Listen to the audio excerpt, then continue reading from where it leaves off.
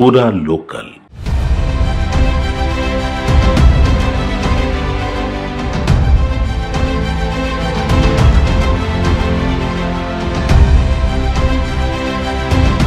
స్థానిక సంస్థల సంగ్రామం మొదలైంది. అయితే మొదటి విడతగా కరీంనగర్లో నామినేషన్లు తీసుకున్న సందర్భంగా ఎన్నికలకు సంబంధించిన అన్ని ఏర్పాట్లను ఇటు రెవెన్యూ శాఖతో పాటు పోలీస్ శాఖ కూడా సంసిద్ధమైంది. ఈ మేరకు ప్రస్తుతం కొన్ని పోలింగ్ బూతుల వద్ద ఏదైతే ఏర్పాటు చేశారో ఇక్కడ ఎన్నికల నామినేషన్ సంబంధించిన ప్రక్రియ కొనసాగుతుంది. నగునూరు గ్రామంలో గ్రామ పంచాయతీ వద్ద ఉన్నాం. దీనికి సంబంధించి పూర్తిగా శాంతి భద్రత ఎలా ఉన్నాయి, ఎన్నికలు ఎలా అంటే ఈ పోలింగ్ ఎలా ఉండబోతుంది, నామినేషన్ ఎలా తెలుసుకునేందుకు పూర్తి పరిశీలనలో కరీంనగర్ సిపి గౌసాలం గారిని వారితో మాట్లాడారు. సార్ చెప్పండి, ఎలాంటి అరేంజ్మెంట్స్ ఉన్నాయి? ఇప్పుడు GP election related first phase nomination start అయింది. ఈరోజు టోటల్ 5 మండల్స్లో 33 నామినేషన్ సెంటర్ దగ్గర పోలీస్ బందోబస్తు పెట్టడం జరిగింది. ఇది కాకుండా మోడల్ కోడ్ ఆఫ్ కండక్ట్ కూడా స్టార్ట్ అయింది కాబట్టి ఆల్ ఆఫీసర్స్కి బ్రీఫ్ చేయడం జరిగింది. దీంట్లో ముఖ్యంగా binding over of previous electoral offenders, history sheeters జరుగుతుంది.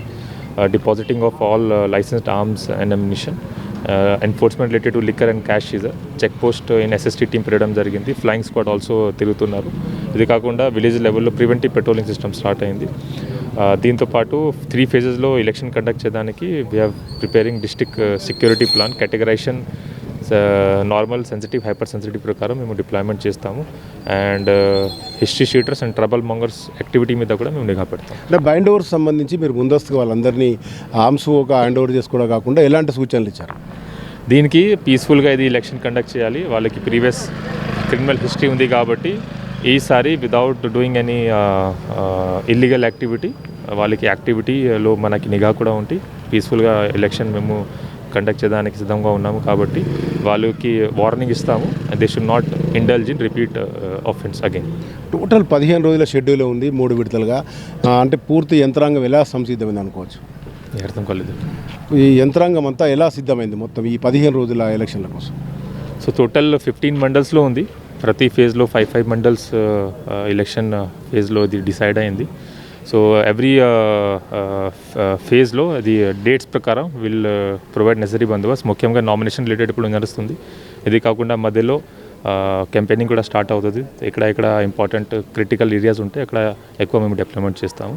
దెన్ పోలింగ్ డేలో మెయిన్లీ పోలింగ్ అండ్ కౌంటింగ్ కూడా సేమ్ డే సేమ్ సెంటర్లో అవుతుంది కాబట్టి అక్కడ కూడా depending on criticality of the polling session deployment చేస్తాం.